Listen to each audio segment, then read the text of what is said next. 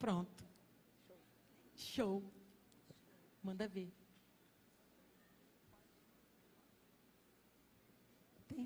Glória a Deus, a paz do Senhor Jesus, igreja.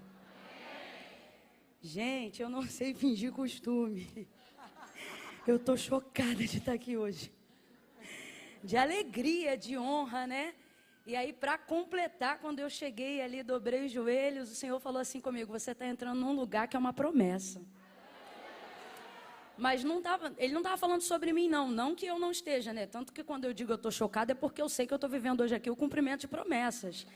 Mas quando eu dobrei os joelhos é porque o Senhor falou comigo que esse lugar aqui é uma promessa, né? É o cumprimento de uma promessa, algo que Deus um dia disse e hoje eu estou pisando naquilo que um dia foi verbo e hoje é carne, né?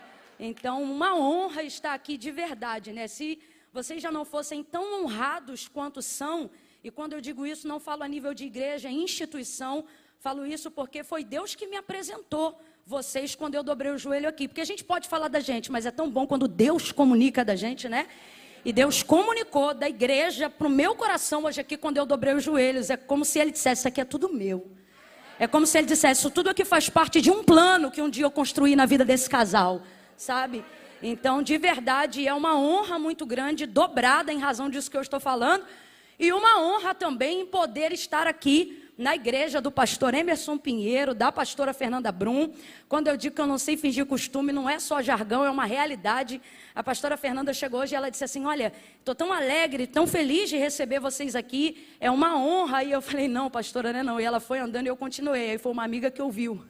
Eu disse a ela: não, ela não está entendendo que antes de eu existir ela já era. Ela não está entendendo da minha alegria de estar aqui. Eu disse: a honra é minha de verdade. Eu é que sei o tanto que eu estou sendo honrada, né? Então, Deus abençoe a vida de vocês. É aquela honra mesmo que deixa a nossa boca seca, sabe? Que falar, Camila, eu ouvi sim, só que eu fingi que não ouvi. Coisa linda, tá certo, muito bem. bem. Porque eu fiquei com vergonha, assim, não, sabe? Mas você tá certa, é isso aí. Quem fez certo foi a senhora. Eu é que de vez em quando faço as coisas erradas. Pecado. Glória a Deus, glória a Deus. Deus abençoe. Deus abençoe pastora Ana Nóbrega. Tô falando, tô nervosa, já começa a gaguejar. Ana, te amo, intercessora. Falei: Ana, que máscara é essa? Você tá no Rio de Janeiro, vigia. Como é que você me vem com uma máscara dessa? Tô brincando com a Ana. A Ana ela de verdade é uma missionária. A Ana é transcultural. Eu falei isso para mexer com ela, porque a Ana, ela é uma nordestina, amineirada, porque não tem um sotaque definido em nenhuma área. Isso aqui tinha que dar aula na Jocum, para falar sobre missão transcultural. Isso aqui está pronta para... Sensacional, eu te amo. Que bom estar hoje aqui. Quando eu vi que era você que estaria, meu coração teve paz. E a melhor coisa que um ministério pode oferecer para as outras pessoas é a não sensação de ameaça pela autoridade, mas de paz que eu estou sentindo hoje aqui através da vida de vocês. Deus abençoe. Evangelho de Jesus, segundo escreveu João, capítulo de número 4. Foi a palavra que o Senhor confiou ao meu coração para essa tarde, nesse dia. Glória a Deus. Deus abençoe toda essa família, os louvores não, os adoradores, os ministros. Ai, nervoso, Jesus vai fazendo a obra. Os ministros dessa casa. Pastor Emerson, dá muito para ver que a sua identidade está na igreja. Porque assim, eu já contei uns 3 teclados, mas deve ter mais uns 4 em algum canto aí. Que coisa linda, de verdade. De verdade, nosso Deus. Glória a Deus. É bonito isso, sério, de verdade. É você ver que tem tanta identidade, tanta personalidade naquilo que faz, que transparece em tudo que você toca, né? Em tudo que você vive. Deus abençoe. Rebeca, feliz de te ver aqui. Eu acho que a Rebeca também está nervosa. Por quê? Porque ela está assim o tempo todo: senhora. Ela chegou ali para mim e falou 4 senhora para mim. Falou: a senhora vai querer água assim assada, a senhora vai querer não sei o quê. Eu falei: a senhora vai te dar um soco se a senhora continuar me chamando de senhora. É uma amiga, mas é princípio de honra. Ela é extremamente especial. Engraçado que você perto do Isaac, você agora está com 1,20 de altura, Rebeca. Deus abençoe, viu? Glória a Deus. João capítulo 4. Gente, eu me faço acompanhar da minha mãe. Fica de pé, mãe. Fica, mãe, que a senhora está vivendo promessa junto comigo hoje. Oh, glória a Deus. Senta, mãe, que é para a vaidade não entrar no coração. Mãe do céu, para vir para a Barra da Tijuca, a gente tinha que pegar o Tinguá. Agora nós chegamos aqui de boa, tu viu? Deus é fiel. João 4. Eu pedi aqui, e vou fazer isso aqui antes, para que após a leitura do texto sagrado não tenhamos necessidade de acrescentar mais nada que não seja tão somente a palavra. E aí eu gostaria de dizer para vocês que os materiais que o Senhor nos confiou, né, são materiais, são vestuários. E foi uma forma que Deus nos deu de conseguirmos ser mais ativos e mais relevantes na obra missionária. E como eu estou numa igreja extremamente missionária, a pastora me deu liberdade para poder falar deles aqui. E eu gosto, quando posso, quando tenho liberdade, falar do propósito que essas roupas carregam, porque elas são a forma que a gente encontrou de ser útil no campo. A gente trabalha com esse material há 3 anos. No primeiro ano, a gente investiu em lugares fora do Brasil, África do Sul, Bolívia, países da América Latina. Mas há 2 anos, o Senhor falava comigo que Ele estava inaugurando algo no Brasil e eu quis participar disso. E então, sobre a palavra que diz, feliz é a nação cujo Deus é o Senhor, nós encontramos alguns projetos sérios de base dentro da nossa nação, que estão no norte, nordeste, extremo norte do país, sertão da Bahia e ribeirinhos do Amazonas. E ali a gente tem feito a diferença nos últimos 2 anos, especificamente monetariamente. A gente não leva o produto que é necessário para o lugar.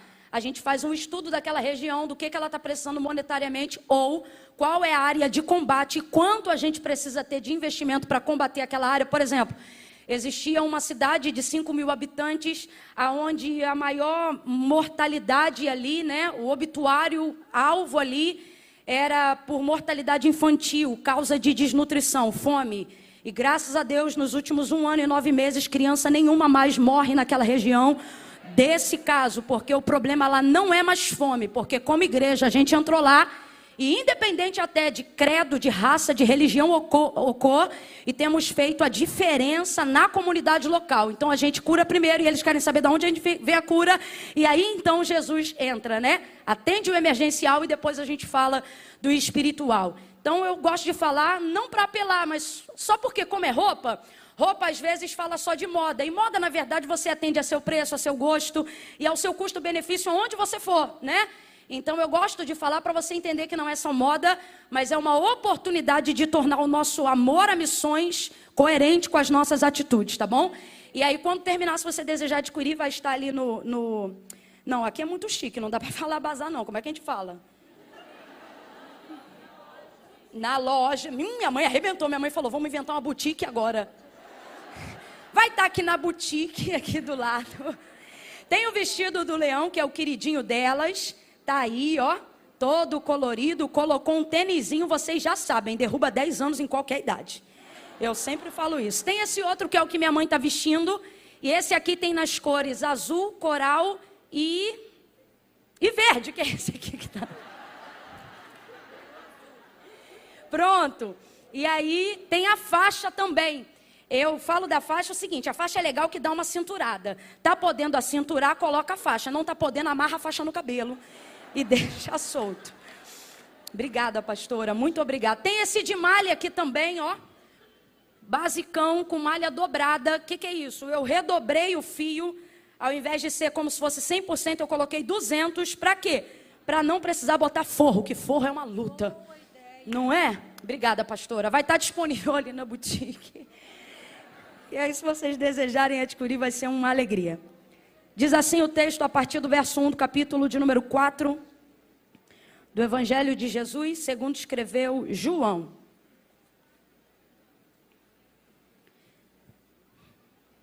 Quando os fariseus ouviram que Jesus fazia e batizava mais discípulos do que João, se bem que Jesus não batizava, e sim os seus discípulos, ele deixou a Judeia e voltou outra vez para a Galileia. Vamos lá, gente, ele deixou a?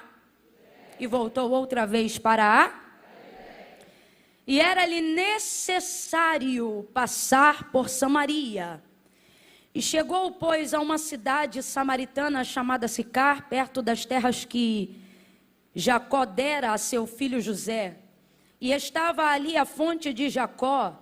E Jesus, cansado da viagem, assentou-se junto à fonte, e era quase a hora sexta. Nisto veio uma mulher samaritana tirar água, e Jesus lhe disse: dá-me de beber. Pois os seus discípulos tinham ido à cidade comprar comida. E disse-lhe a mulher samaritana: como sendo tu judeu, pede de beber a mim, que sou mulher samaritana? Pois os judeus não se davam com os samaritanos. Respondeu-lhe Jesus: se tu conheceras o dom de Deus e quem é o que te pede, dá-me de beber, era tu que lhe pedirias e ele te daria água viva. E disse-lhe a mulher: Senhor, tu não tens com o que tirar e o poço é fundo, onde pois tem água viva? És tu maior do que nosso pai Jacó, que nos deu o poço, do qual ele próprio bebeu, e bem assim os seus filhos e o seu gado? E respondeu-lhe Jesus: todo aquele que beber desta água tornará a ter sede, mas aquele que beber da água que eu lhe der nunca mais terá sede. Pelo contrário, a água que eu lhe der fará brotar nele uma fonte de água que jorra para a vida eterna. E você diga amém por essa palavra.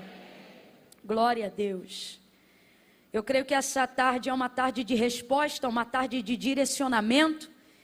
E eu vou procurar ser cirúrgica dentro daquilo que Deus confiou ao meu coração, porque todas as vezes que eu tenho a oportunidade de estar debruçada sobre João capítulo 4, a samaritana sempre ganha uma ênfase muito forte, porque nós temos com ela muita identificação, né?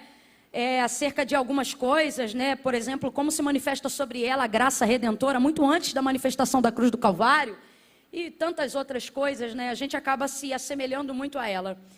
Então eu tenho aqui nesse texto, já por ser conhecido há algum tempo, né? Até aqueles que não são muito amantes do texto sagrado já ouviram falar dessa história pelo menos uma vez, né? Quem é que nunca ouviu falar daquela que tinha 5, que teve 5 e o 6º não lhe pertencia, né? Mas dessa vez, de ontem para hoje, o Senhor ele tem falado ao meu coração sobre dar ênfase ao que Jesus fez na sua condição ministerial diante dessa situação aqui. Então hoje a ênfase ela vai estar mais do que nunca, né? É tudo sobre ele, mas hoje mais do que nunca vai estar voltada para ele. Eu tenho pelo menos aqui umas 5 oportunidades de sermão, onde eu já pude fazer em cima desse texto, mas nunca uma tão específica sobre Jesus. Mas eu sinto que nessa tarde Jesus disse: eu quero que o meu povo faça exatamente como eu fiz nesse dia.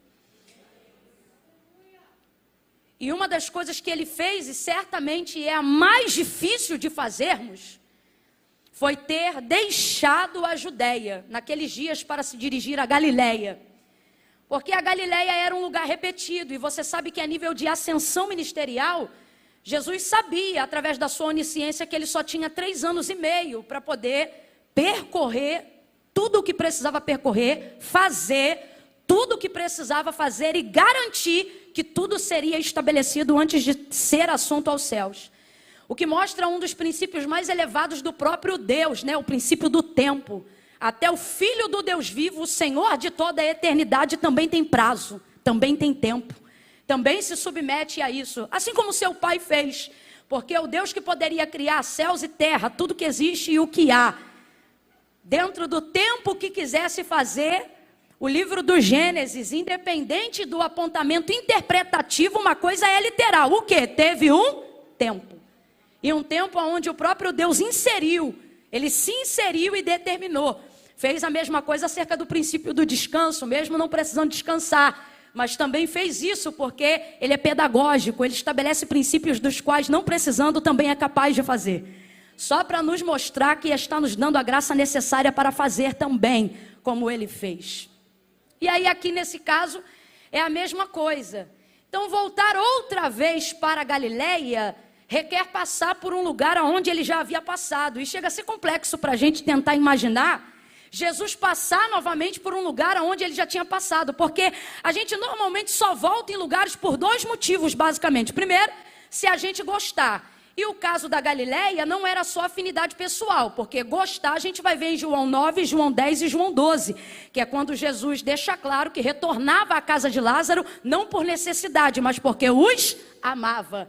Afinidade pessoal. Tirando esse fato, a maioria dos outros lugares onde Jesus percorria, ele fazia isso com muita objetividade, tanto que, se ele estivesse em um lugar onde ele não pudesse frutificar, dentro daquilo que se propunha a ser feito naquele lugar, ele não ficava. Porque Jesus é muito intencional, muito proposital e tudo isso por quê? Porque ele sabe que tudo isso está na regência de um tempo, está na regência de um prazo que mesmo sendo o Filho do Deus vivo, e como a gente aprendeu na escolinha bíblica dominical, mesmo sendo 100% homem, mesmo sendo 100% Deus, ele se mantém nesses princípios. Lembra quando Maria, sua mãe, diz para ele, olha, o vinho acabou, e ela está pedindo dele alguma coisa, e ele deixa claro algo acerca do prazo, quando ele diz, ainda não é chegada a minha. Se ele sabe qual é a hora chegada, sabe tudo que precisa fazer antes de chegar a sua hora. Jesus não tem o domínio para mudar as coisas do tempo no que tange a sua humanidade carnal, mas ele tem planejamento daquilo que ele vai fazer enquanto não chega a hora do que precisa definitivamente ser feito. Isso mostra um nível de coerência que não adianta, né? Pode ter unção, pode ter ministério, pode ter poder, pode ser cheio de Deus, pode ser cheia de Deus. Você pode falar em línguas de manhã, de tarde, de noite, pode ter promessa. A primeira coisa que Deus estabelece acerca de princípio para a vida é que tudo nessa vida tem um prazo. Eu estou colocando prazo ao invés de colocar tempo, porque quando a gente fala tempo, isso parece que coloca sobre a nossa vida um nível de margem onde a gente sempre vai ter tempo. Isso vai colocando em nós um tipo de ilusão, uma falsa esperança, que tipo assim, vai sempre dar tempo. Mas você me desculpa, hoje eu vim usar exemplo do próprio Filho de Deus, para dizer para você que quando Salomão, no auge da sua sabedoria, na inscrição do Eclesiastes, ele vai dizer que há um propósito e há um tempo determinado para todo propósito debaixo do céu. Ele não está querendo te dar esperança para dizer dá tempo. O que ele está querendo dizer tem prazo. Então adianta o seu tempo, agiliza o seu tempo, planeja o seu tempo. Então hoje, só para a gente entender, não estou querendo te apavorar, mas é necessário hoje aqui um despertamento. Deus não está dizendo você perdeu tempo, Deus só está dizendo você está se distraindo acerca do prazo. Então fica ligado, fica ligado, fica ligado. Camila, será que é assim? É assim. A Bíblia diz que a tribo de Issacar recebeu isso como se fosse um dom de Deus. Diz que eles dedicaram a vida deles desde o nascimento, desde a sua formação, para discernir os tempos e as estações.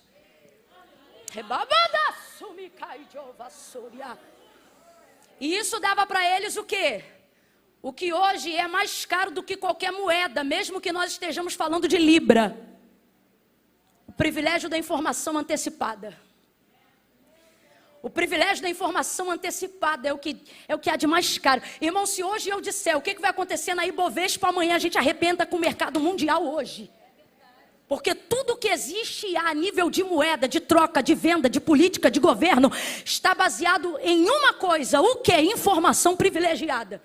E o que é informação privilegiada? É saber aonde está um tesouro? O que é informação privilegiada? É saber quanto vai custar o dólar daqui a 4 dias? Não. Informação privilegiada é ter acesso ao que às vezes eu sei que vai acontecer e mesmo assim eu sei que não posso mudar. Mas o fato de saber, ainda que seja antecipadamente, que algo vai acontecer, mesmo que eu não possa mudar. Ou seja, às vezes eu não vou ter benefício em poder mudar uma coisa que eu sei que vai acontecer. Mas se eu souber que vai acontecer, eu posso não mudar o que é fatídico, mas posso me preparar para chegar pronto, para enfrentar, para trabalhar, para me planejar. E esta é a proposta do céu para a terra. Quando o Senhor diz, entra no teu quarto e ora, e você se perde no jornal, ficando com síndrome de pânico, pensamento acelerado, não por falta de substituição, substâncias neurais, mas por agonia, angústia da alma, porque a porta da ansiedade está aberta, dando legalidade para todo tipo de tormento emocional. E o Espírito diz: ora, ora. Ele não está dizendo: eu vou tomar o teu tempo. Ele também não está dizendo: eu vou orar porque através da sua vida eu vou estabelecer a paz mundial. Também não. O que ele está dizendo é: entra no teu quarto que eu vou te informar com pelo menos um ano que vai aparecer no jornal de amanhã. E aí você vai estar pronto. Para quê? Para mudar tudo? Não, porque nem tudo Deus quer que eu saiba para que eu mude. Ele quer que eu saiba para que eu me comporte e chegue pronto. Porque quando eu chegar pronto, aí sim Ele vai me usar como referência para que outras pessoas façam aquilo que eu já estava preparada para fazer. Esta é a referência da igreja na terra. É isto que Deus tem com a gente. É isto que Deus tem para a gente. Como quem acelera, faça uma coisa que irrita qualquer pessoa que está subordinada a uma ordem. Camila, você vai irritar o irmão? Vou. Porque a irritação faz parte de quem precisa buscar disposição. Como quem irrita o colega do lado. Camila já falou que não pode tocar, não é para tocar não. Não tem nada que irrita mais uma pessoa do que você subordinar ela a algo que ela precisa fazer assim, ó. Vambora, vambora, vambora. Nada. Só que como a gente não pode tocar em ninguém hoje, a gente vai fazer isso. Vai dar umas 3 palminhas baixinho e vai dizer: bora, minha filha. Bora, bora, bora. Havia. Porque Deus não está dizendo que você tem tempo para você se acomodar. Deus está dizendo que você tem tempo para você entender que chegou a hora do prazo. Chegou a hora do prazo. Chegou a hora de organizar as demandas da sua vida. Quem está entendendo o que Deus está falando, levante a sua mão e dê graças ao Senhor. Porque nesta tarde alguém pode pensar: foi lá para um culto, foi lá para um encontro. Eles não entendem que nós estamos há mais de 2000 anos nos reunindo aqui na terra, mesmo sabendo para onde a gente vai, não por dúvida de onde a gente quer chegar, mas a gente se reúne aqui. É consagração, o povo de Deus vem. É vigília, o povo de Deus vem. É culto à tarde, o povo de Deus vem. Por que, Camila? Informação privilegiada. Ah, meu Deus! É por isso que a gente está aqui, gente. Quem diz que adora a Deus a despeito do que Ele faz, só por causa daquilo que Ele é, ainda não entendeu de verdade os propósitos de Deus. Quando você mal conhece Deus, já diz: eu adoro Ele pelo que Ele é. Isso é uma verdade filosófica, mas não é vivida. Porque a única maneira de você saber quem Deus é convivendo com aquilo que Ele faz. Todo mundo que eu conheço que quis dar uma de filósofo ao invés de dar uma de sincero, e querer servir a Deus só pelo que Ele era, antes de se identificar com as obras dele, não aguentou. Porque faltou experiência para identificar quem Ele era. É claro que depois de um tempo de maturidade, a gente aprende que aí já não é o que Ele faz. De fato e de verdade é por causa de quem Ele é. Mas a gente só chega nesse estágio depois de se relacionar com as suas obras. Por que que antes de Moisés morrer, quando ele ainda tinha a legislação sobre o povo, Deus diz para ele: Moisés, fala para o meu povo de tudo que eu fiz. De tudo que eu fiz. Fala tudo, faz uma lista. Aí Moisés escreveu. Deus não se deu por satisfeito. Falou: Moisés, vamos fazer o seguinte, Deuteronômio 32, compõe uma canção aí que eu vou te dar. Porque a canção vem para a memória. A harmonia, né? Traz o poder da memorização. Aí ele foi e escreveu uma canção. Tem uma composição, né? O último cântico de Moisés. E o último cântico dele? Ele só falou daquilo que Deus fez. Quando ele terminou de falar, Deus disse: ensina os filhos de Israel a cantarem isso aí. Eu quero que eles cantem isso aí. Se fosse os céticos teólogos dos dias de hoje, eles diriam: essa canção não é boa, porque só fala do que Deus faz. Tem que adorar Ele pelo que Ele é. E eu vejo Deus dizendo: fala para eles o que eu fiz. Ele não disse: fala para eles quem eu sou. Ele disse: fala para eles o que eu. Porque se eles souberem o que eu fiz, será consequência saber quem eu sou. Fala para eles do que eu fiz. E era assim que Deus era passado de geração em geração. Aleluia. Oh, aleluia. Aleluia. Quando você observa João 4, e eu sei que essa narrativa, ela é muito específica em João, porque tudo que João escreve é muito específico. Eu não sei se é porque João tem a autoestima mais definida. Ele mesmo fala de si no próprio livro, né? O discípulo a qual Jesus amava. Rapaz, esse aqui tem a identidade no lugar. Dá a impressão até que Jesus amava mais a ele do que qualquer outro. Mas não é. Jesus poderia até amar todos iguais, mas João identificava isso de uma forma que deixava ele bem resolvido. Discípulo a qual Jesus amava. Aí a gente diz, mas aonde que está escrito assim? Ora, no texto que ele escreveu. É ele mesmo que... E João, ele tem uma outra coisa diferente nos capítulos que ele determinou acerca da inscrição do Evangelho. Ele sempre usa, na maioria das vezes, independente da versão traduzida, a conjugação do verbo no gerúndio, que é o verbo continuativo, para a gente que entende de português, né? Porque João, ele tinha um prisma sobre Jesus, seja antes, durante ou depois, independente do tempo em que aquilo que ele está escrevendo acontecia. Ele tem essa visão continuativa. Por exemplo, João 11, quando fala da cura do cego de nascença, o texto diz assim, e via Jesus andando, e então viu um homem cego de nascença. Se você olhar tudo ali em João 9, você vai perceber, quando você lê a história, que você está lendo uma história do passado, mas quando você lê é como se ela estivesse acontecendo na hora que você está lendo. É o jeito de João transmitir no texto assim, olha, eu estou dizendo para vocês que ele curou, mas ele continua curando. Que ele salvou, mas ele continua salvando. Então eu dou muita atenção às coisas que João diz. Porque em outros evangelhos, mesmo os que tratam a mesma história e o mesmo contexto, eles se preocupam em ser mais detalhistas ao que aconteceu, né? Como se fosse um resumo, olha, estava assim e aconteceu assim. Estava assim e aconteceu assim. João não. João, ele normalmente traz a intenção por trás dos fatos. E por que então eu tenho um prisma diferente sobre a interpretação de João acerca da inscrição do Evangelho? Porque uma coisa é você chegar num restaurante e ter um cardápio. E você vai pedir a comida, mas cada chefe de cada restaurante vai cozinhar aquilo que você pediu do jeito dele. Quem está entendendo, diga amém. É diferente de quando você quer fazer essa comida em casa, aí você tem que pedir a receita. Você não vai comer só o prato, você vai pedir a receita. Quando eu olho para o jeito de João escrever o Evangelho, eu vejo que ele não diz só o que aconteceu, mas quando ele revela qual era a motivação ou a intenção de Jesus por trás do fato, é como se nas entrelinhas ele desse para a gente a receita, como quem diz assim, pode acontecer de novo. Se você entender a receita, porque quando você sabe cozinhar, você fica refém de quem cozinha? Não, se a pessoa está, você come, se não tiver, você come também. Rapaz, a coisa é tão apertada, se a gente for usar o exemplo de cozinha, que se alguém fizer o que a gente faz, mas não fizer do jeito que a gente faz, a gente não come. Então, João, ele dá a receita da intenção. E qual é a receita da intenção? Isso aqui pode deixar alguém escandalizado, mas a verdade é uma graça, a verdade é a graça escandalizadora que liberta, né? Por exemplo, o verso de número 3, de número 4, deixa claro que a motivação original, intencional, essencial de Jesus, ao passar por Samaria, não está ligada, por exemplo, à mesma alegria de quando ele queria ir à casa de Lázaro. Por quê? Porque não está ligado ao que ele sente, está ligado ao que ele sabe que precisa fazer. E aí muda tudo. Muda tudo. Uma coisa é você fazer o que sente, outra coisa é você fazer o que sabe. Tem coisa que você faz porque você sabe que tem que fazer, não significa que você está feliz fazendo. Quem aqui levanta 4 horas da manhã para trabalhar? Tem alguém aqui? 4 horas, está lá a serva do Senhor, a outra aqui, o varão lá. 4 horas da manhã. Irmão, 4 horas da manhã, eu não sei quanto tempo esse pessoal trabalha num tipo de trabalho onde esse é o horário que tem que levantar, mesmo que seja numa demanda do lar, né? Aí 4 horas, fala aí, irmã, tu levanta dizendo, 4 horas, maravilha!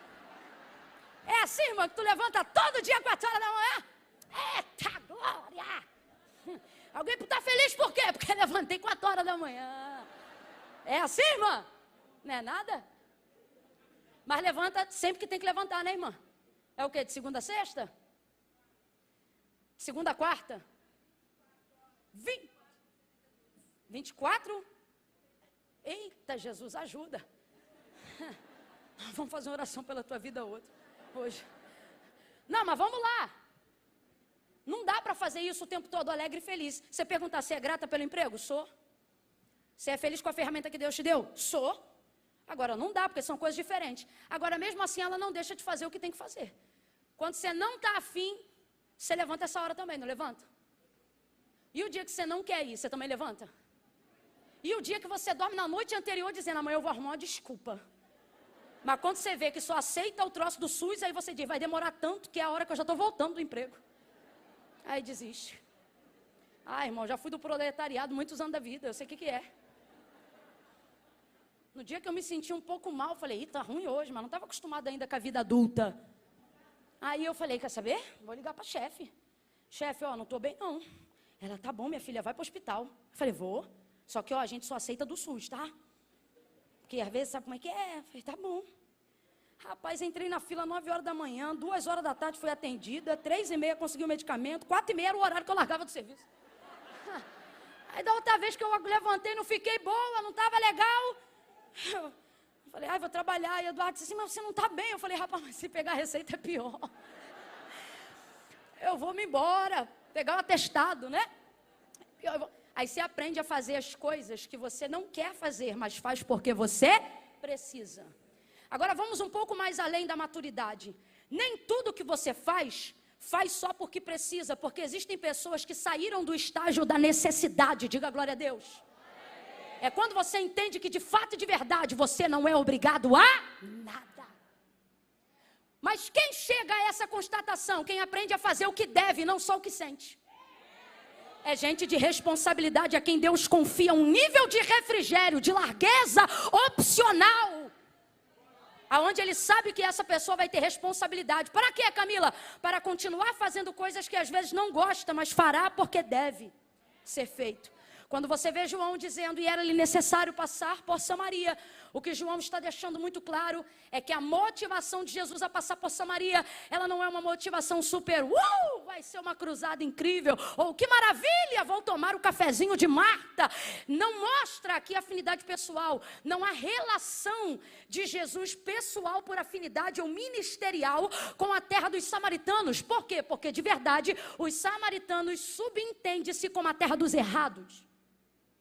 Não, Camila, mas eles só eram, quem fazia isso eram os judeus. Não, Jesus deixa claro que a razão estava com os judeus e que o erro estava com eles. Na hora da confissão do pecado dela, quando ela pensa que está diante de um profeta, e então Jesus está prestes a dizer que na verdade, mais que um profeta, ele é o filho do Deus vivo, ela já fica chocada e temerosa, mas para bem, não é para mal não, porque não é porque está na terra de errados que não presta. O problema de estar na terra dos errados, não é que os errados não sabem que estão errados, é que eles estão errados, só não sabem como se consertar. Porque o pecado ele é assim, ele te mostra a porta de entrada, quando você quer sair, tu não vê porta nenhuma. É mais ou menos Samaria. Quem são os samaritanos? Eles estão errados porque quem perverteu a lei foram eles.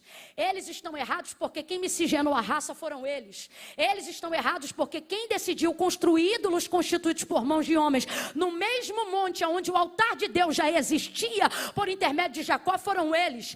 Quem decidiu sair de uma teocracia para uma democracia espiritual foram eles. Tanto é que quando ela decide, após a confissão do seu pecado, por auxílio de Jesus Cristo, né? Porque ele sabia que ela não tinha marido, sabia ou não sabia? Sabia ou não sabia? Mas Jesus é assim, quando ele é bom, mas quando ele é terrível, ele é melhor ainda. Ele disse assim, traze-me aqui o teu marido, e ele sabia ou não sabia? Tem coisas que Jesus pergunta pra gente que ele já sabe, ele só pergunta que é pra gente saber. Porque tem situação que a gente está que a gente não se enxerga. Aí ela diz, eu não tenho marido. Ela acabou de confessar que era peguete de um cara.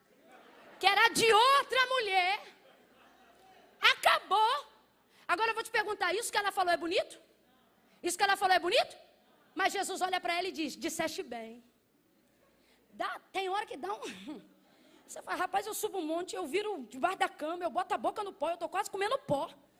Para ver se há esperança. E o Senhor, quando estou na tua presença, Ele diz, desce. Hoje eu entendo por que Ele faz isso.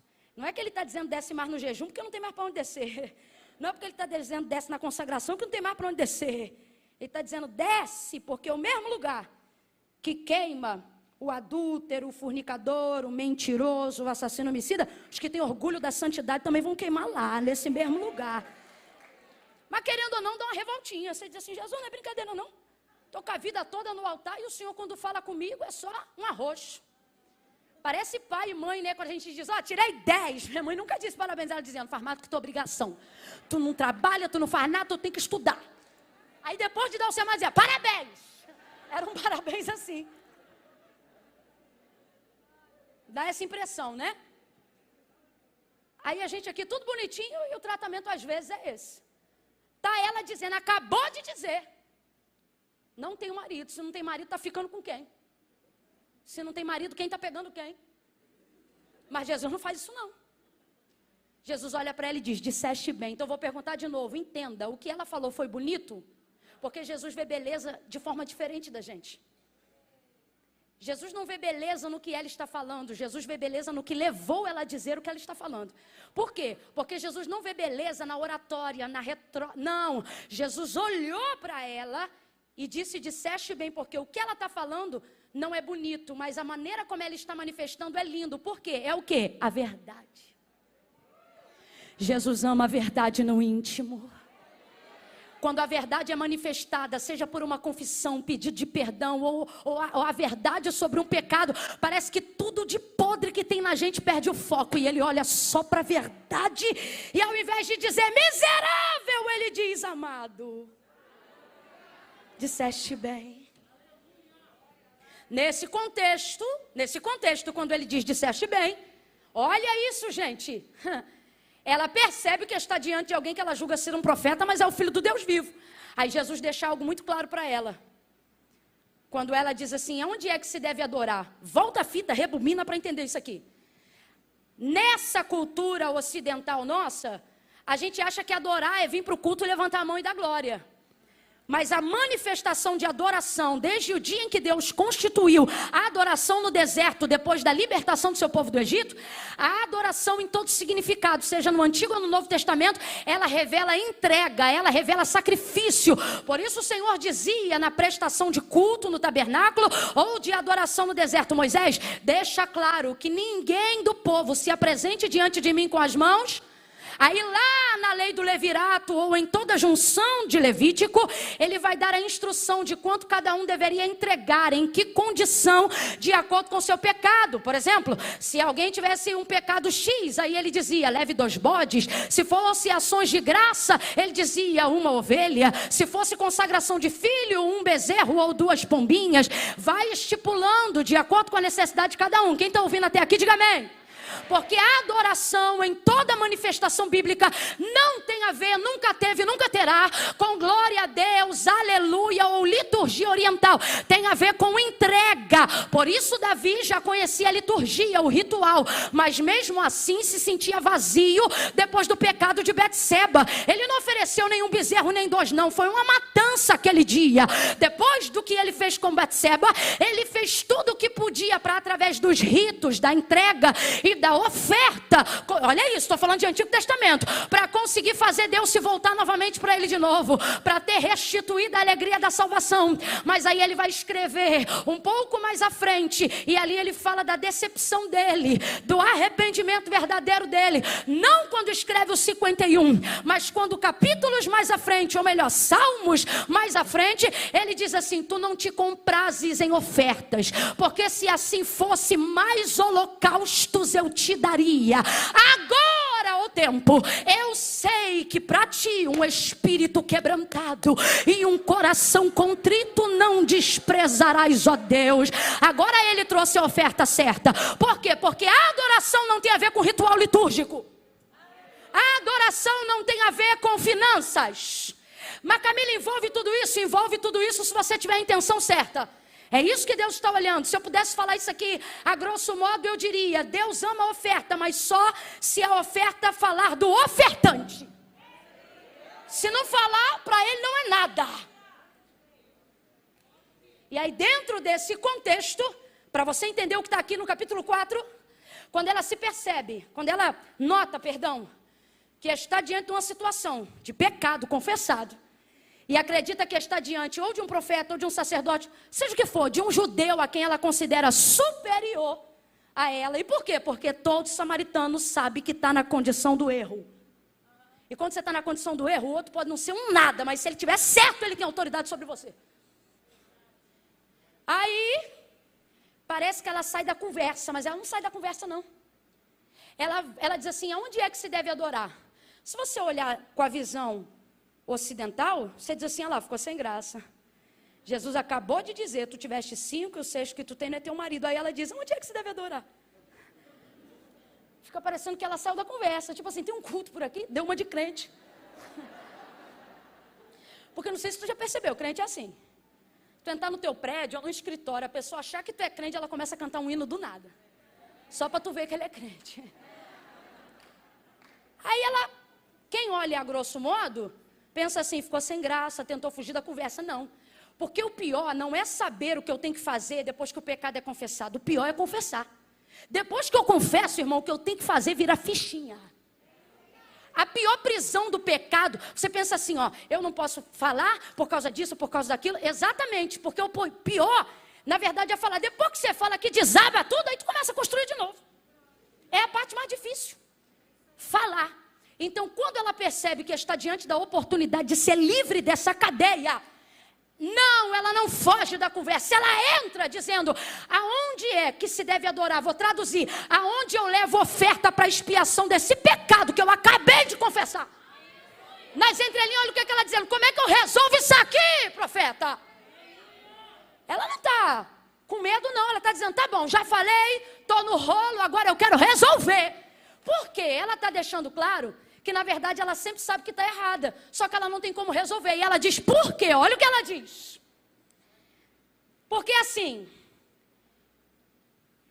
eu levo essa oferta no templo ou no monte, porque ela jura, ela tem certeza, que Jesus vai olhar para ela e vai dizer assim, no templo, para ela poder dizer, mas você sabe que no templo a gente não entra, né? Porque vocês não deixam. Ela jura que vai dizer isso.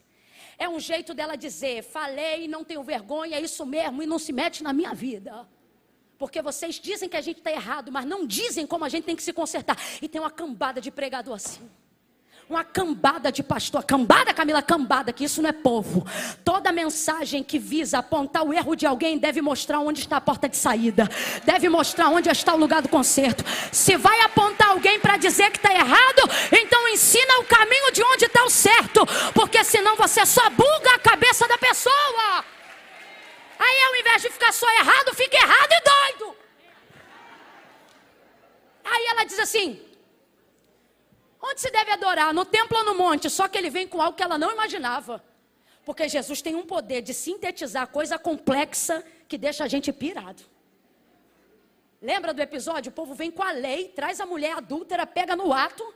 Rapaz, aquilo era para bugar. Imersão teológica, a gente ia ficar doido. E agora? E agora? A gente ia dizer, o culto volta aqui daqui a pouco. A gente vai estudar esse caso.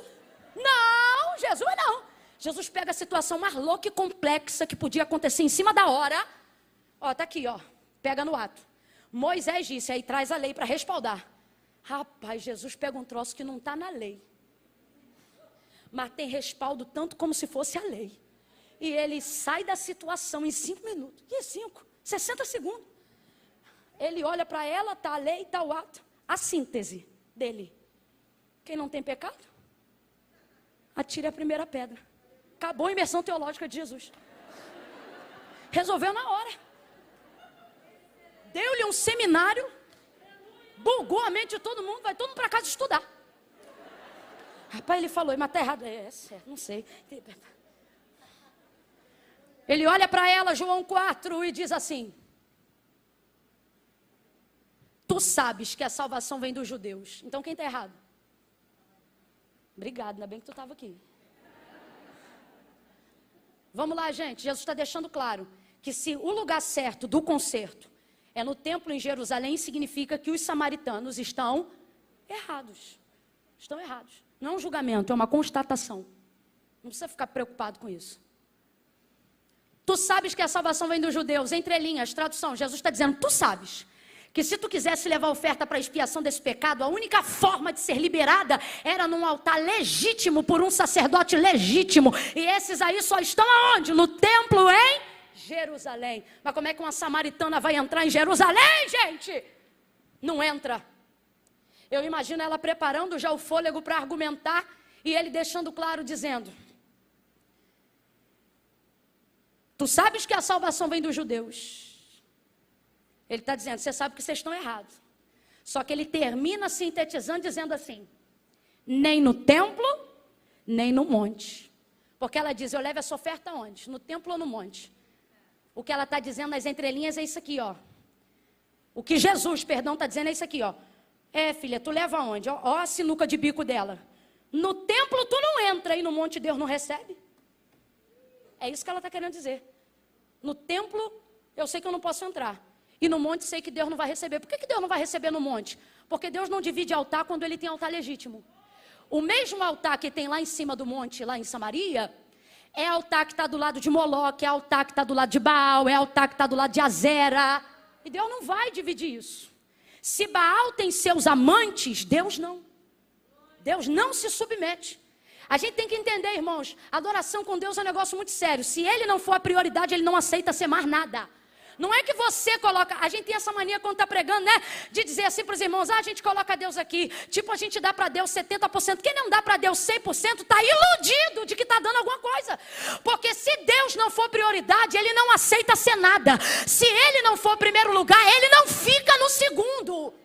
Ou é o primeiro ou ele sai. No templo ou no monte? Aí Jesus responde, deveria ser no templo, mas no templo você não entra. No monte quem não recebe é Deus, mas vou resolver teu caso agora. Por que ele resolve?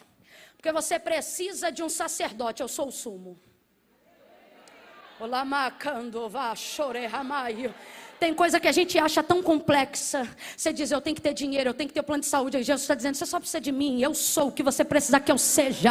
Na hora que você precisar que eu seja. Qual é a situação dela? Pecado. Qual é a situação dela? Libertação. O que ela precisa?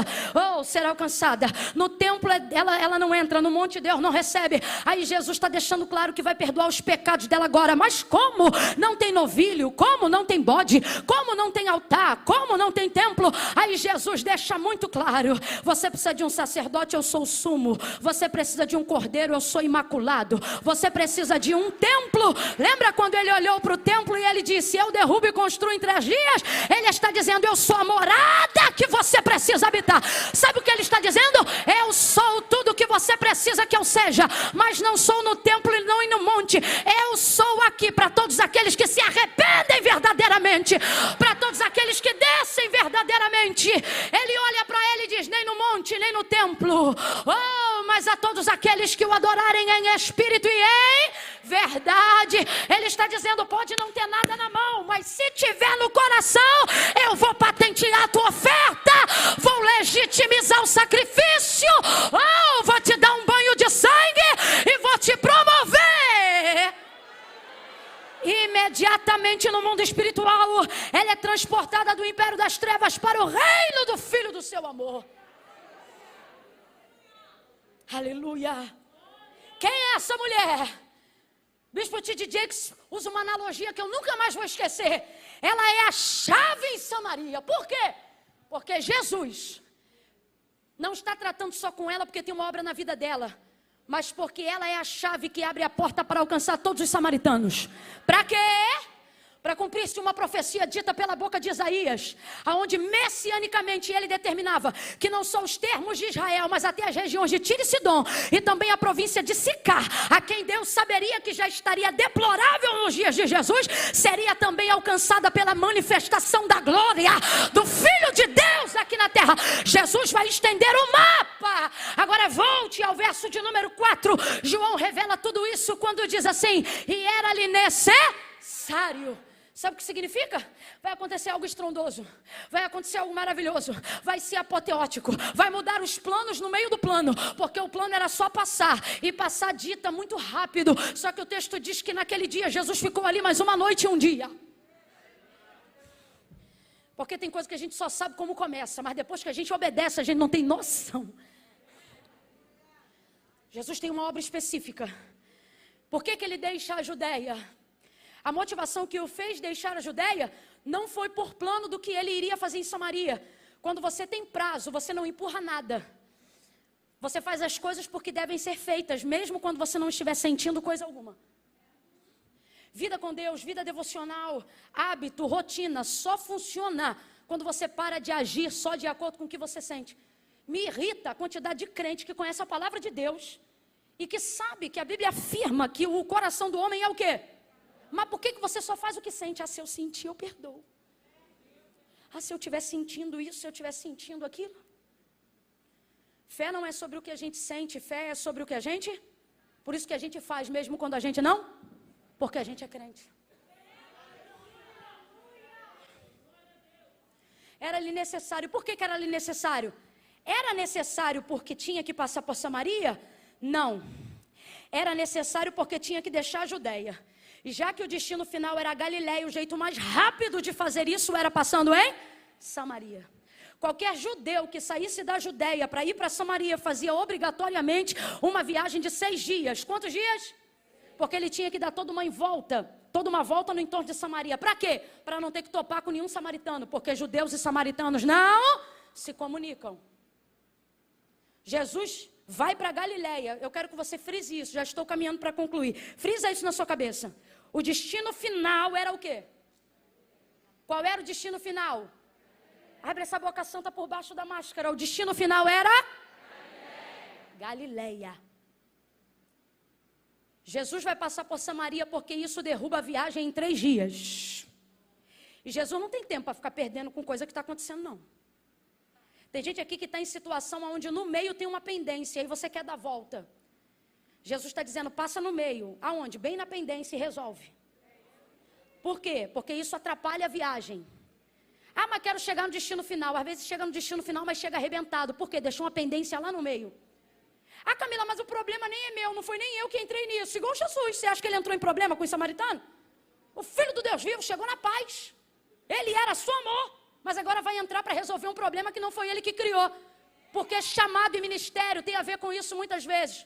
Não é sobre você entrar para terminar o que você começou. Mas é entender que tem coisas que você não começou. Mas a pergunta não é... vou resolver porque comecei. Não. A pergunta, a colocação na verdade é, não importa quem começou, se Deus me deu poder para resolver, eu vou lá. Você está entendendo? Não foi ele que começou, mas estava sobre ele o poder para resolver. E por que ele deixa a Judeia? A Judeia foi onde a obra de Jesus foi mais profícua. Antes do Calvário. Eu vejo aqui na Judeia a alegria do Jesus Deus e do Jesus homem. Por quê? Porque o Jesus Deus está no tempo certo, fazendo a coisa certa do jeito certo. E o Jesus homem está alegre, cumprindo a chamada no lugar certo, ao lado de um amigo que preparou o caminho para ele chegar onde chegou. Nesse episódio. Sabe o que eu vejo aqui? Eu vejo um Jesus que sabia que ia ter cardo, ia ter fardo, ia ter luta, ia ter traição, mas está no epicentro de um daqueles momentos onde tudo está funcionando coordenadamente e perfeitamente. Tem amigo, tem batismo, tem pregação, tem salvação, tem reconciliação, tem alegria, tem comunhão. Está perfeito. Está perfeito. É Jesus e João. Para pensar hoje nesse culto. Se ao invés de nós que estamos aqui, a gente anunciasse um cartaz e dissesse assim, imersão teológica. Aonde? No deserto da Barra. Aonde? Na Ipã. Aí você olhasse, dirigente do culto, João Batista, pregador, Jesus de Nazaré. Mano, ia ter gente pendurada nesse ilustre aqui. Pense num lugar onde João e Jesus estão fazendo a obra no mesmo tempo. Do mesmo jeito, com a mesma força, com o mesmo dinamismo.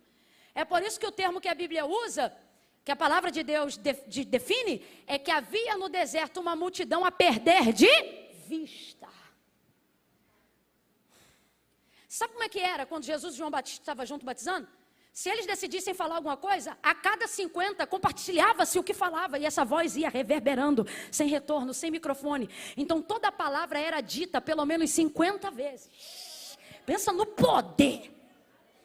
E nem tinha batismo do Espírito Santo não, estou falando só ali, ó. O texto diz que não eram poucos, mas eram muitos que batizavam aquele dia. Eram tantos e a coisa cresceu até o ponto que agora quem batiza são só os discípulos.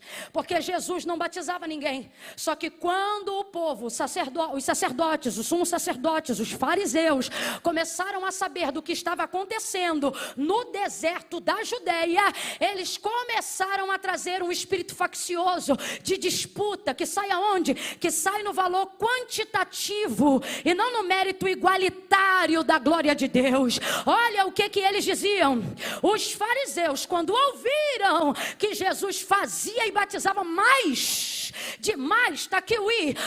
discípulos do que João, olha isso, o texto é claro, Jesus nem batizava, mas a desgraça da fofoca vem logo depois do espírito faccioso.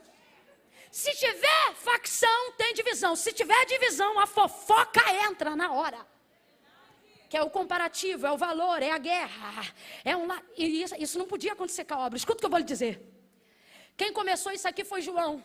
Deus não quebra princípio de honra, mesmo sendo a glória dele. Aquele que não usurpou sendo igual a Deus, mesmo sendo, mas desceu. Você acha que ele vai ter problema no deserto da Judeia? Vai nada, irmão. Quando ele vê que a facção entra, a primeira coisa que ele faz é... Agora, foi João que levantou a facção? São os discípulos que estão de contenda? Não, quem é que está falando o que está falando?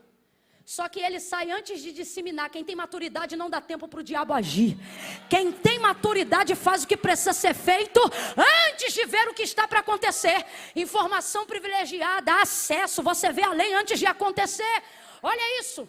A coisa estava dando tão certo e estava tudo tão bem, que imediatamente, não é coincidência. Analise o texto e você vai ver que não é coincidência. Imediatamente, ao saber disso, ele vai deixar a Judeia. Por quê? Porque tem coisa que para continuar boa, você tem que saber a hora de sair. Tem coisa que para continuar funcionando, você tem que saber a hora de tirar o teu pé. Aquilo que foi bendito ao entrar, só vai ser bendito ao sair, se você souber a hora de... Jesus preservou a obra. E se eu fosse falar isso aqui num linguajar bem crentez, sabe o que eu diria? Quem sabe para que foi chamado não disputa. Quem sabe para quem foi chamado não se submete a entrar em facções. Deus está liberando esta palavra sobre nós nesta tarde para dizer: quem tem conversa de facção é fariseu. Por quê? Porque quem não faz nada tem tempo para medir o que o outro está fazendo. Mas quem está ocupado na obra não tem. Levante a sua mão. Todo espírito faccioso que tentou entrar na minha mente, na tua e no nosso coração, hoje a gente denuncia no mundo espiritual em luz. Fariseu não vai governar nosso ministério. Importa que ele cresça e que eu diminua. Importa que ele apareça.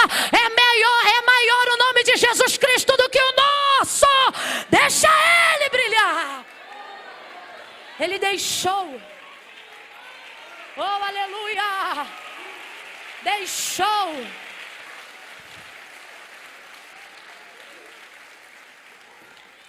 Deixar uma coisa, irmão, que não está dando certo é mole.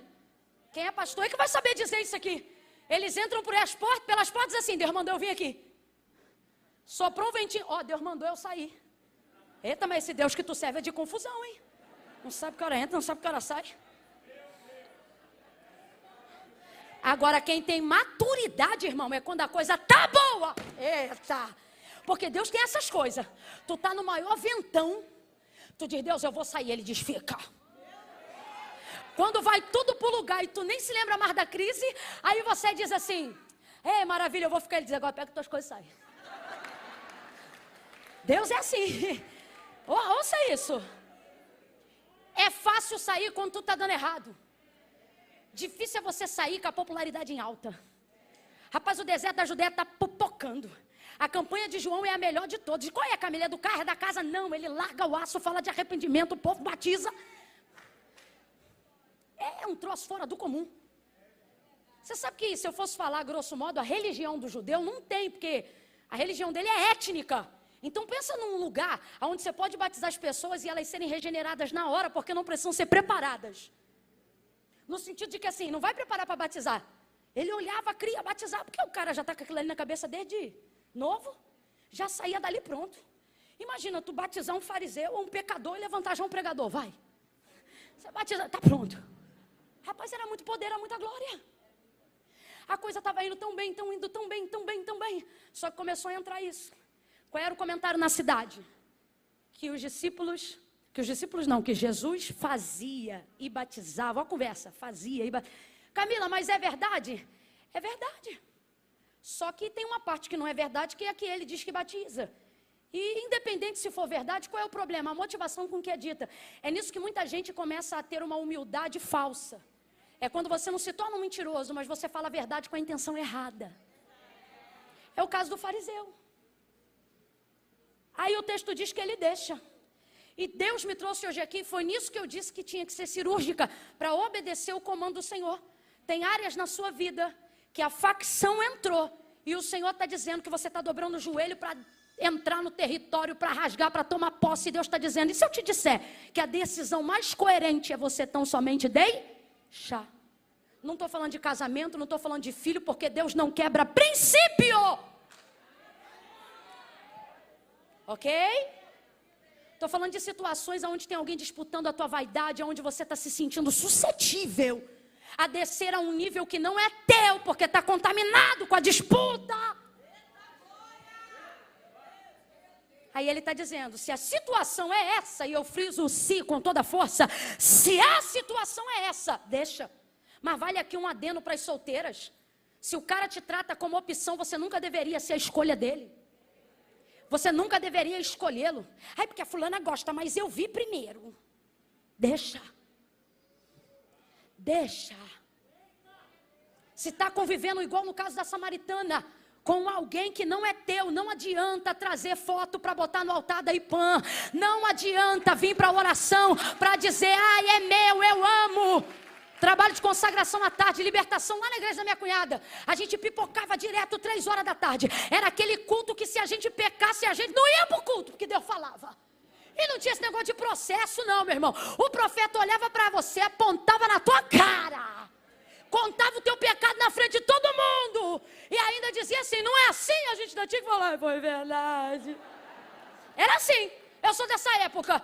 Aí daqui a pouco tá a gente no final do culto, tinha mesa, pedido, oração. Isso aí vai de fé para fé, de lugar para lugar. Aí veio uma moça no final do culto, não foi, mãe? Botou na minha mão. Falou, ora por esse homem aqui. Deus falou, não ora não, que não é dela não. Na hora. Falou, não ora não, que não é dela não. Tá querendo fazer comigo igual fez Balaão. O rei fez com Balaão. Eu olhei para ela, botei a foto assim, virei, botei a mão na cabeça dela e falei, santo Deus. E comecei a clamar pela vida dela, liberta ela, guarda, em amor, não foi em julgamento não, para ela entender que aquilo não era dela, para Deus dar graça para ela,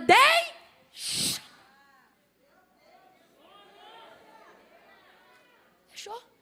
Aconteceu nesse dia um negócio que eu nunca mais esqueci, era a única foto que ela tinha na Bíblia, ela foi-se embora e não lembrou de pegar a foto de volta, a foto ficou lá, no cesto de oração, nunca mais. E não é porque, não, ela foi-se embora, nunca mais foi na igreja, não fez mais a campanha, esqueceu da foto. Parece essa aqui.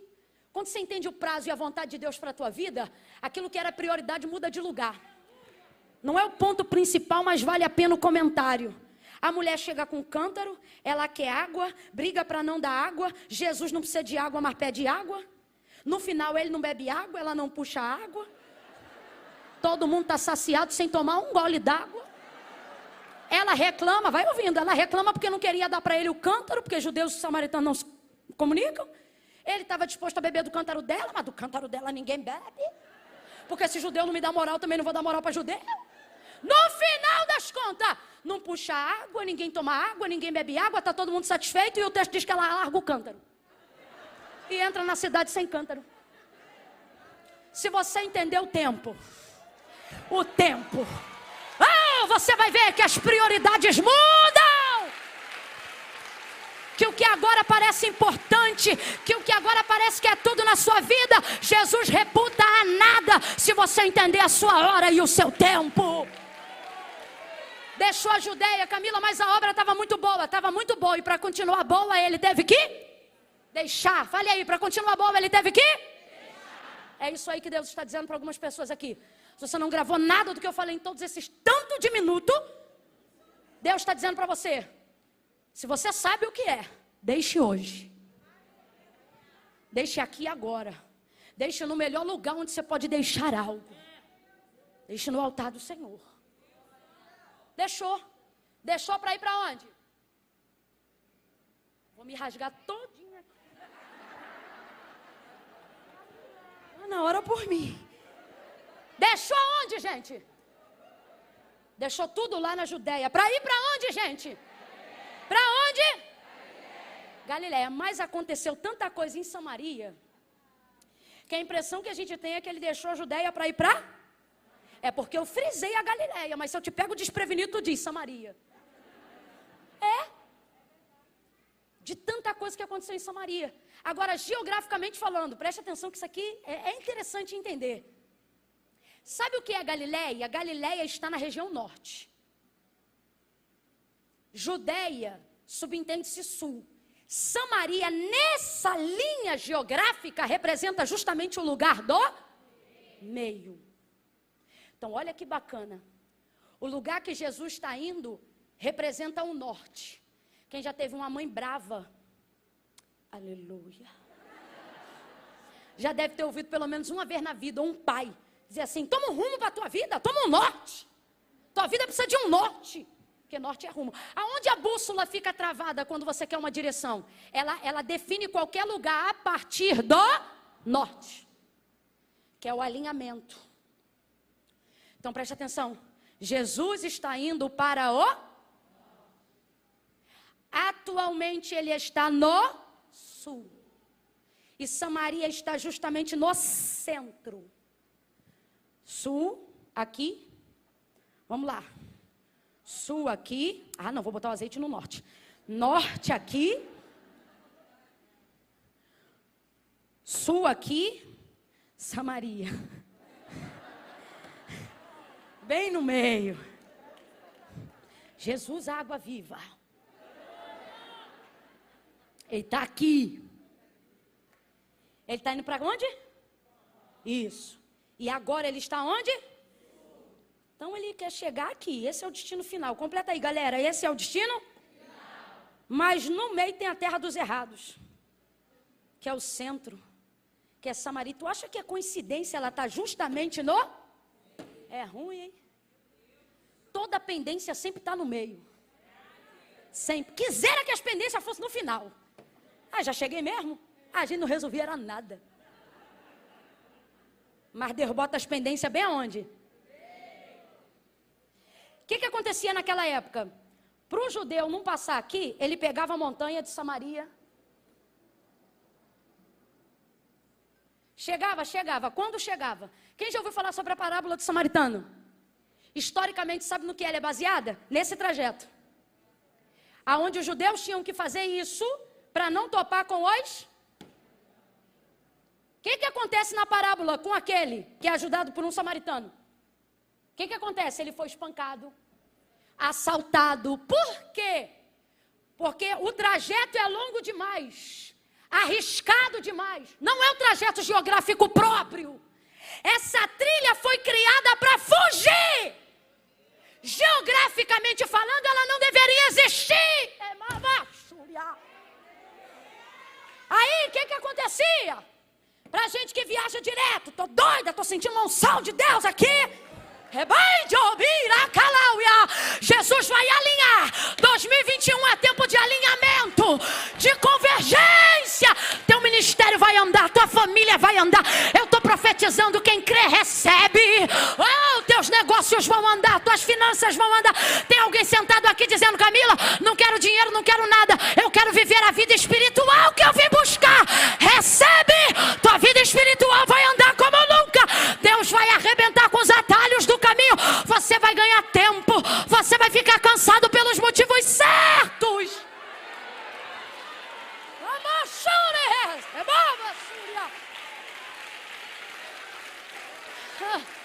Aí o que acontecia? Como é que eu faço minha mala para viajar? Minha mala é estratégica. Eu conto assim, ó. Quantos dias eu vou ficar fora? 4. Que eu não fico mais do que isso longe do meu marido de jeito nenhum. E nem ele de mim. Se emendar, se tu me veio em um lugar mais, pode ter certeza que ou ele já mandou passagem para eu ir nele, ou eu já mandei passagem para ele ir em mim. Que ó, tem que se encontrar.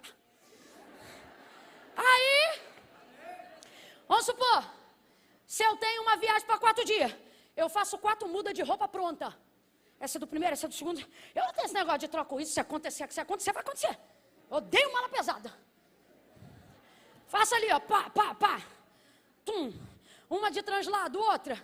Ah, isso aqui é jeans, a mesma que eu vou, eu venho. Eu não sei o que. Resolvi. Porque eu sei quanto tempo eu vou passar. Porque dependendo de onde eu vou, ainda mais agora, que cada quilo de bagagem excedida é 25 contos, isso é mais caro que a picanha. Eu não vou dar mole, não. Irrita. Rapaz, o povo que paga a nossa passagem vende coxinha, borda toalhinha, faz feijoada final de semana. Aí tá. Vou fazer a mala. Por quê? Se eu for com muita bagagem, isso gera peso na vida. O que o povo acontecia? Você faz uma viagem de 3 dias, é uma mala. Você vai fazer uma viagem de 6, já é outra mala. Aí um monte de nômade aqui no deserto, porque aquela região é de nômade. Quem é o nômade? Ele não é nem de Samaria, nem de Jerusalém. Ele vive do que cai aqui no deserto. Quem está entendendo o que Deus está falando? Sai daqui e vai cheio de carga, cheio de bagagem. Por quê? Porque não vai comprar nada aqui, não vai beber nada aqui, não vai passar na lojinha de conveniência que tem aqui. Então ele leva água de casa, comida de casa, roupa de casa, tudo de casa. E ele pensa, tô bem, tá nada, tá pesado. Tá com a carroça enorme. Aí quando ele vai chegando nessa rota aqui que é a da fuga, os nômades estão olhando. Se tem, olha que loucura, gente, isso aqui é pura geografia e história com H, não é com E, não. Pega um livro de história e de geografia, você vai ver essa realidade no entorno do deserto, de Samaria, do Monte Samaria. O que acontecia? Como os nômades viviam em tribos, em famílias, como se fossem ciganos da região, se passasse alguém com pouca carga, não valia o lucro do assalto. É muito trabalho para pegar, mas se viesse com muita bagagem, aí valia. Vamos arrebentar, vamos matar, vamos enterrar. Por quê? Porque tem muita carga. Quando você sai de Jerusalém, porque Jesus foi claro, ficai em até que do alto seja revestido de poder. Ele não quer que você saia de Jerusalém com bagagem, ele quer que você saia de Jerusalém com... Se não tiver poder, não sai. Porque o caminho não é mole. Se fazendo o caminho certo, já dá B.O. Você imagina pegando a rota mais longa. Tem gente fazendo a rota longa. Aí, Camila, e daí? Chega, às vezes não, às vezes vive, às vezes morre. Às vezes é assaltado, às vezes é espancado, às vezes é surrado. Mas vamos lá, vamos supor que... Vamos falar dos que chegam. Chega, mas chega tão cansado. Quando chega? Chega tão arrebentado. Quando chega? Chega tão moído. Quando chega... que não tem força para celebrar porque chegou. Eu vou falar bem rasgado, para todo mundo entender. Tem pregador que chega, mas chega sem família. Chega sem paz, chega sem alegria. Tem cantor que chega, mas chega com tanta pendência no meio, que ele pode estar lá em cima, mas não representa mais nada. Deixou tanto rolo no meio, que não chega. Que chega, mas não significa mais nada. Ninguém me contou não, quando eu era ainda muito nova na fé, eu compreendi isso nos cultos de visita. Quando a gente ia para o culto de visita anular a ação de graça de fulano, ação de graça, nem sabia que fulano estava na prova. Ah, maravilha, glória a Deus, vamos lá cantar a vitória da irmã. Quando chegava lá, todo mundo alegre, feliz, tinha bolo, tinha refrigerante, tinha tudo de gostoso. E no final a irmã, o irmão triste. Aí um dia eu cheguei para um, disse, por que você está triste? Se Deus fez, se Deus salvou, se Deus curou, se Deus isso, se Deus aquilo. Ai, que eu estou tão cansado, porque foi muito difícil chegar aqui. Falei, Jesus, que lugar é esse que o Senhor quer levar a gente, que no final a gente chega tão doído que não vale mais a pena ter chegado. Aí o Senhor falou para mim, é porque o lugar de chegada fui eu que idealizei, mas o caminho, quem fez foi Ele. Então volta aqui nessa rota que você vai entender. Dá para chegar por aqui? Dá, mas quando chega, sabe-se lá como chega. Agora Jesus não tem tempo para isso não. São só 3 anos e meio. Você sabia que no livro das 100 maiores personalidades conhecidas no Brasil, ele ocupa o 3º lugar? Se eu te contar quem está na frente dele, primeiro, como é que é o nome daquele Oh, meu Deus. O profeta, o nome do profeta, que fala o profeta? Mohammed, primeiro. Maomé, obrigada, acertou. Dá no mesmo, acertou também. Porque, sobretudo quando a pesquisa foi feita em 2010... era uma realidade mais presente do que nunca no mundo. Segundo lugar, Camila, Pelé. Aí, terceiro lugar, Jesus. Porque está falando de gente conhecida, né? Gente que está na boca e na mente de todo mundo. A época do Islã está no terceiro lugar. Estava, né? Não sei como é que está hoje. Hoje não acredito que está não, gente. Mas vamos voltar para o fato aqui. Ele não tem tempo para isso. Porque pode ter gente na história hoje de nome mais conhecido do que o dele, mas ninguém fez o que ele fez. E outra, quantos anos Pelé teve para construir carreira? Quanto tempo Maomé teve para construir? Quem você conhece que em 3 anos e meio... 3 anos e meio tu não termina nem a faculdade direito. 3 anos e meio virou um mundo de cabeça para baixo. Está girando até hoje. Não tem tempo. Aí o que ele faz?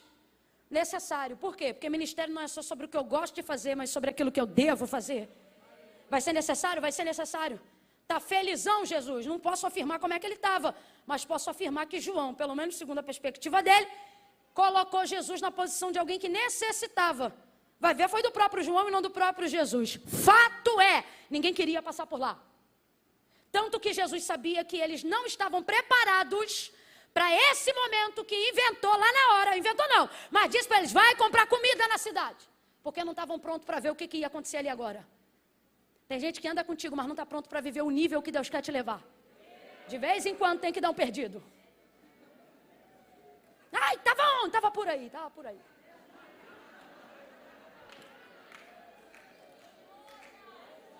Quando eles voltam não. Foram comprar comida. Jesus então senta. Eu vou fechar aqui, prometo, é o último tópico. Jesus senta. E o texto diz por que ele sentou. Porque ele chegou como, gente? Cansado. Chegou cansado. Está muito cansado. Para a palavra de Deus dizer para um homem que andava mais de 13 quilômetros, aproximadamente 13 quilômetros por dia, dizer que ele está cansado é porque ele estava muito cansado. Chegou cansado, mas nem é Galileia, é Samaria. E é aqui que você começa a entender a necessidade de descansar. Por que muitos ministérios, casamentos, empresas, vidas espirituais estão naufragando? Porque a logística da nossa mente funciona assim, quando eu chegar eu descanso. Você projeta fazer tudo o que precisa ou deseja fazer depois que você chegar.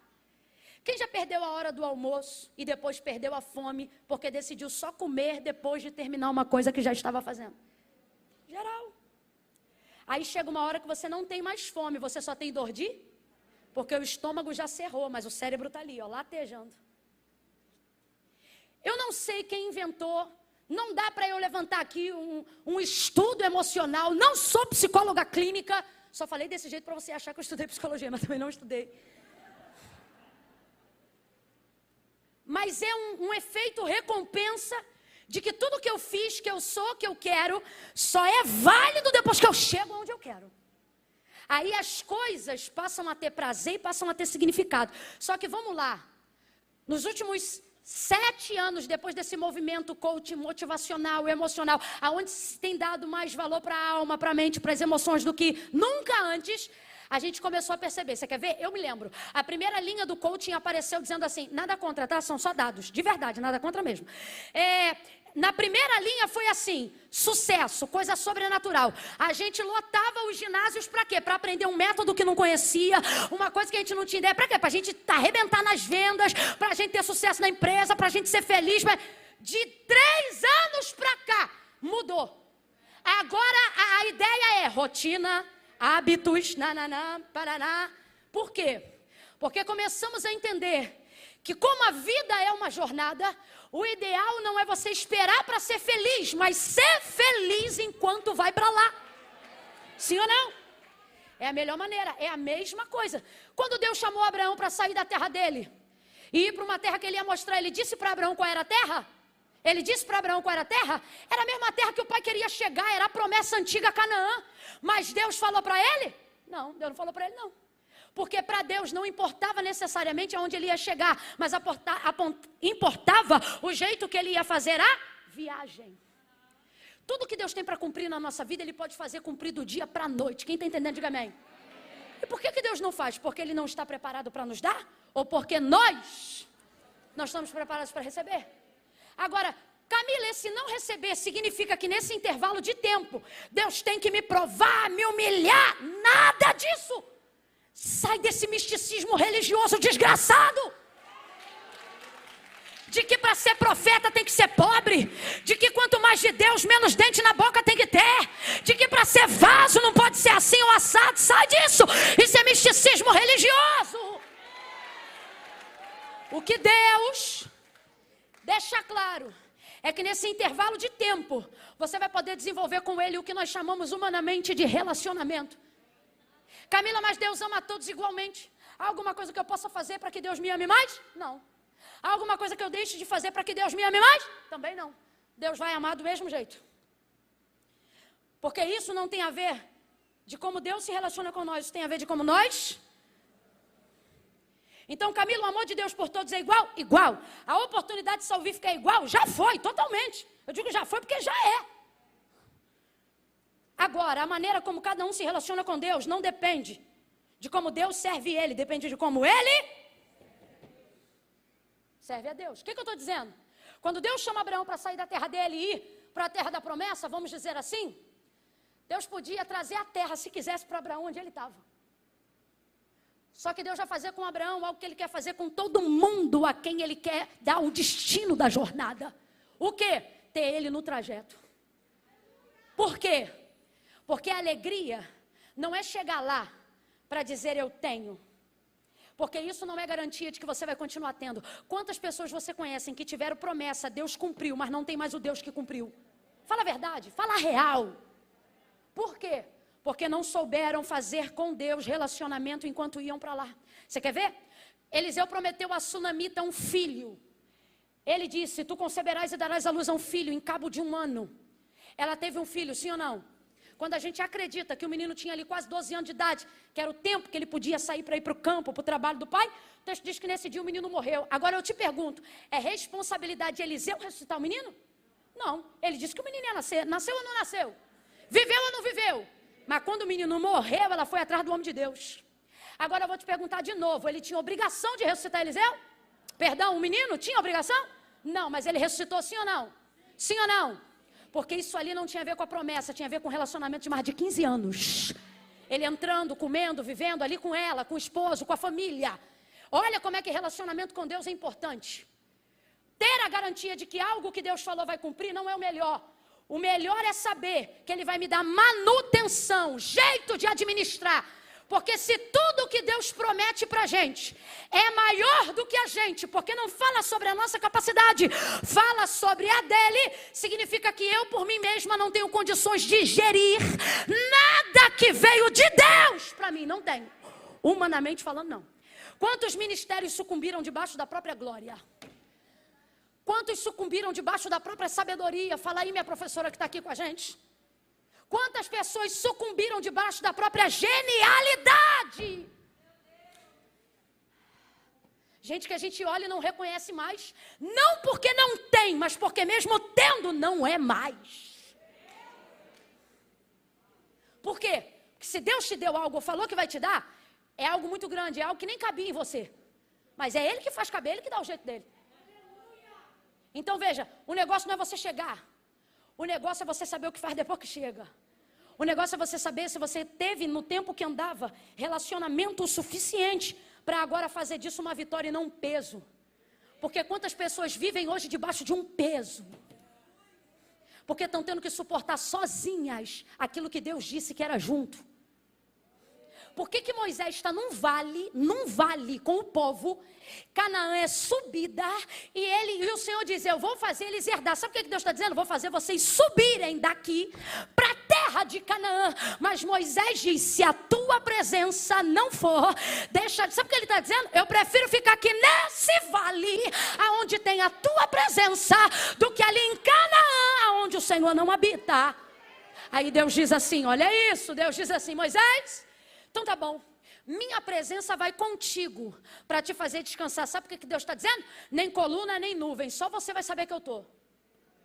Moisés vai? Não, porque ele não dá conta desse povo rebelde sozinho.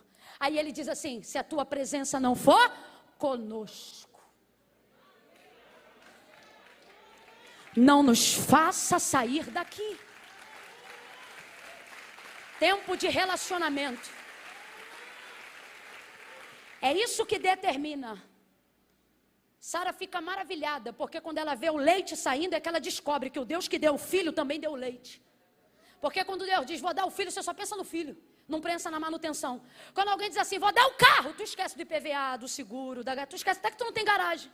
Tu esquece até que não tem carteira. Só que Deus está dizendo, se fui eu que te prometi uma coisa, eu não sou igual o pai que faz o filho e larga. Ele está dizendo, não, quando eu te prometer o filho, eu vou te dar leite. Se eu te prometi o carro, eu vou te dar uma casa com garagem. E se eu te prometi o carro, eu vou te dar o combustível. Ai, Camila, é que eu estou num vento, é porque foi você que comprou. Porque quando é Deus que dá, Ele traz manutenção àquilo que Ele entrega. Volta para o texto e a gente vai encerrar.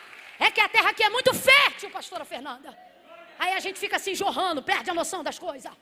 Mas a mensagem é prazo, vamos terminar no prazo.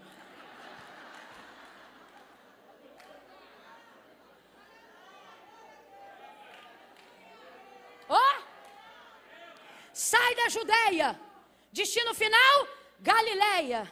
Mas no meio Samaria, a terra dos errados, lugar da pendência. Mas se Deus quer que eu passe por aqui, não importa o problema que tem aqui, não importa quem começou, o que importa é que aquilo que Ele me confiou tem condições de resolver. Mas por que a gente deixa as pendências no meio? Porque a gente acha que elas são maiores do que realmente são. Vamos lá. O objetivo de Jesus, alcançar toda a Samaria. Estamos falando de uma? Não, estamos falando de milhares de milhares. E Jesus vai a milhares de milhares? Não, porque Ele chega no meio cansado. Mas quando você está na rota certa, no caminho que Deus deu para você, até no seu descanso você produz. O texto diz que ele chegou ali como? Cansado. Vamos lá para a gente seguir junto? Chegou ali como? Que obra de Deus cansa, irmão. Cansa. Mas isso não significa que é ruim. Está na hora de você aprender isso. Cansaço se tornou uma palavra pejorativa, quando na verdade ela deveria ser consequência de um resultado. A gente faz tudo que não deve e diz, ai, foi o cansaço. Ai, que eu estou cansado. Realmente é. Mas o problema é que você provavelmente, para sentir-se assim, está cansando pelos motivos errados. E o problema não é cansar. Porque quem aqui já deitou num dia que conseguiu fazer tudo o que tinha para fazer e sentiu cansaço, e ao invés de sentir tristeza, sentiu orgulho? Falou, eita rapaz, eu já arrebentei. Eita que eu sou uma mulher pau, mulher maravilha, sabe de nada. Quem já sentiu isso? Qual foi o homem que tinha um cronograma de um dia que parecia ilógico, mas você deu conta, fez até o que não estava no plano. Quando você deitou na cama, você disse, rapaz, eu sou macho. Vou te falar. Ficou? Porque o problema não é ficar cansado. O problema é saber o que está nos... Qual é o motivo do cansaço? Jesus chegou cansado, mas ele está triste? Está acabado? Está desistido? Vai cumprir o ministério agora. Cansado. Chega e senta no poço. Por quê? Porque o cansaço não revela quem eu sou. Ele só manifesta como eu estou. Está na hora de você entender definitivamente. Já ouviu isso 1001 vezes, vai ouvir de novo. Que como você está não tem poder determinante de sobre quem você é. Está cansado, mas ainda é Jesus, irmão. Está cansado, mas é o Filho do Deus vivo. Está cansado, mas está na rota certa. Está cansado, mas está no lugar certo, na hora certa, fazendo a coisa certa. Aí ele senta no poço, na fonte. A mulher é a única que ele precisa alcançar para alcançar os milhares. Agora, se ele chega ali e diz, nossa, estou tão cansado, ainda tem que salvar essa cidade toda. Ele ia ter força? Mas vê, quando você está na rota certa, Deus faz com que aquilo que você está buscando chegue em você. Quando eles... eu vou liberar essa palavra, quem entender, receba. Aquilo que você está buscando vai te achar em 2021. Aquilo que você está buscando vai te achar neste ano. Ele chega, senta na beira do poço...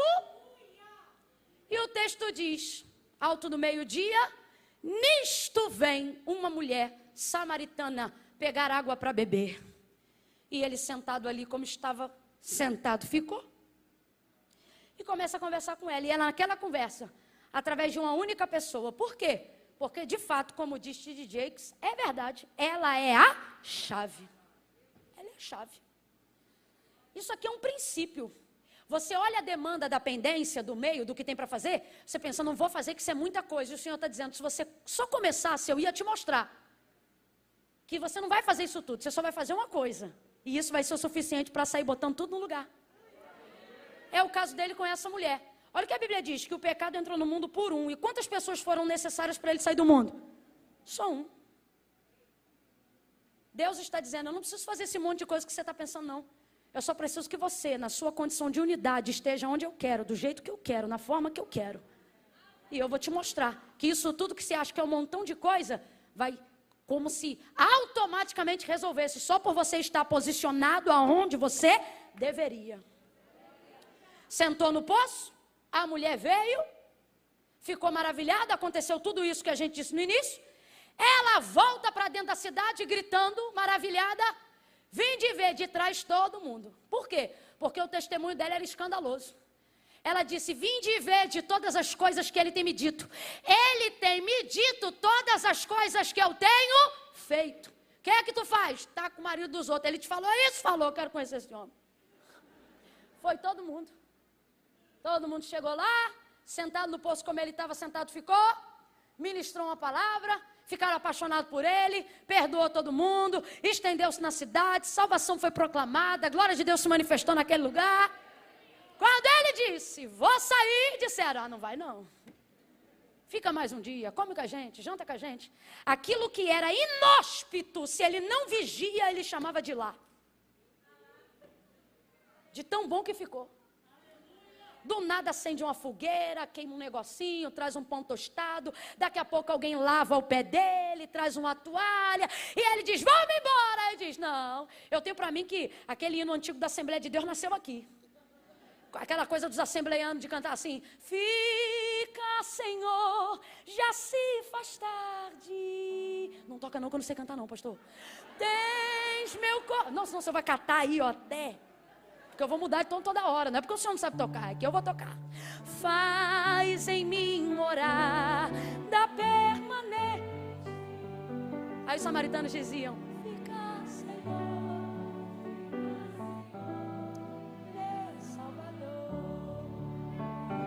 Você que é músico bom, faz até quem não canta cantar.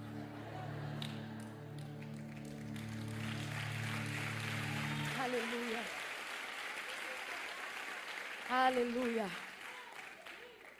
Ai, Camila, eu tô cansado. Você acha o quê? Que era imersão, não era surf, não.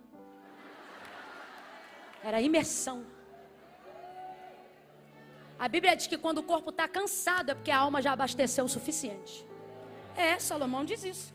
Quando ele diz que o estudo é enfado da carne, significa que quando aqui cansou, é porque aqui dentro já tem o suficiente para armazenar. Olha isso, gente. Pode continuar tocando, pastor, para a gente terminar junto. Que eu estou me achando com o senhor tocando aí.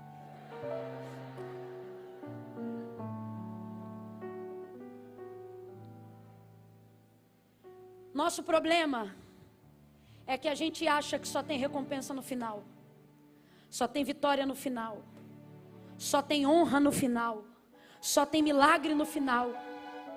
E o Senhor está deixando claro hoje aqui. Não deixa a sua ânsia de chegar no final roubar de você a experiência do durante. Porque é isso aqui que faz você chegar aqui. E ao invés de dizer, cheguei, você vai dizer, vive.